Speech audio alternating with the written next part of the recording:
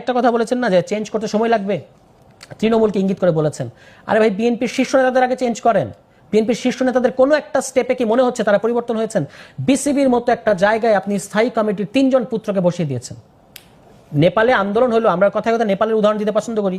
নেপালে আন্দোলন হয়েছে নেপো কিডসদের বিলাসিতার বিরুদ্ধে। সেখানে আপনি বিএনপির স্থায়ী কমিটির মির্জা আব্বাস, সালাউদ্দিন আহমদ এবং আরেকজন হচ্ছেন ওই আমির খসরু, 3 জনের সন্তানকে আপনি বসিয়ে দিয়েছেন বিসিবিতে।